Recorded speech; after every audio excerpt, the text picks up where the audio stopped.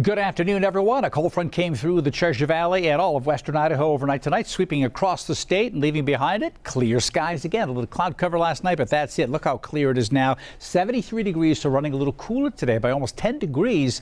Northerly breeze at 8. This is a beautiful day. A 10 out of 10 on my Scott score, certainly. 64 in McCall, and look at that visibility. You see that blue coming right on down to the top of Bridge Mountain. Just a light breeze on Payette Lake. Gorgeous at 64. A little coolish, but that's sun feels nice and warm today. So these are the temperatures. 68 in Baker City, 75 in Ontario, in Twin Falls as well, 68 degrees in Stanley.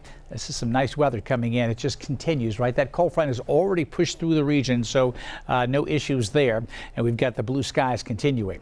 Okay, Hurricane Helene just turning into a major hurricane now, with winds getting above 115 miles per hour. I think we're at 120, and a very well-formed eye now, much more organized looking than it was yesterday. This is the visible satellite.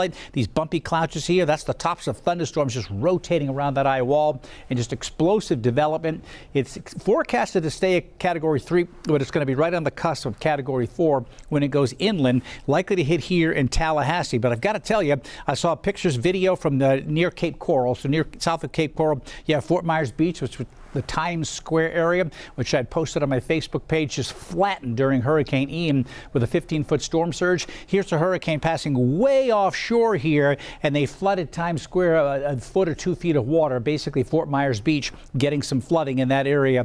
Also, the bridge to Sanibel Island, which is right here, that causeway is closed right now because of the wind, and this is one of the outer bands of the hurricane coming on by. It's going to graze western Florida. It's going to cause all kinds of problems here. Then it gets up to the north near Tallahassee, and this Big Bend area, when you have a curved coastline like this, it funnels the water inland. And some of the storm surge totals could be upwards to 18 feet. That's basically when the hurricane is going like this. It has a wall of water, much like an ocean line. If you've ever seen it, if you look really close to the front, you see a bubble of water lifting that water as it moves through. The wind is just lifting and pushing that water, and you get a bubble of water out ahead of it just on the east side of the eye, and that's the storm surge that will push all that water inland. And there's going to be horrible tree damage and flooding, and likely, unfortunately, fatalities from trees falling on cars and homes and inland flooding. That's going to occur with this system, and it's going to just rake Georgia. There are hurricane warnings halfway up Georgia, tropical storm warnings for the city of Atlanta. So here's the track.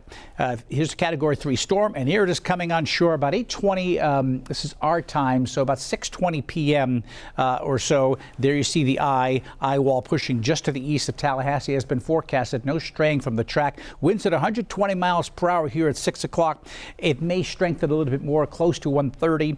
Which could be a Category 4 storm. So again, and then these huge bands here, you get tornadoes coming on in this location. The worst of the flooding between Gainesville, Florida, just north of Tampa, even Tampa Bay, is going to have a big storm surge, maybe 5 to 8 feet.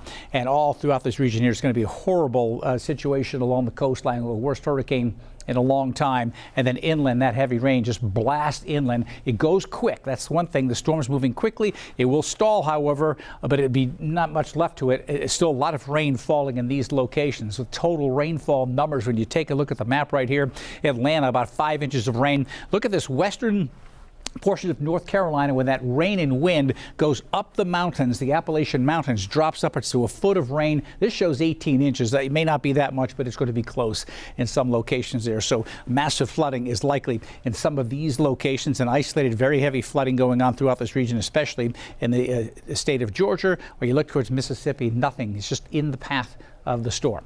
All right, that's the latest on Helene. I'm going to be tracking Helene throughout the day. We'll look at the landfall a little later this evening on Idaho News 6 at 6. In the meantime, our forecast, you see it right here, sunshine, temperature 81 degrees. This is another 10, definitely a 10 out of 10 because the temperatures are so comfortable.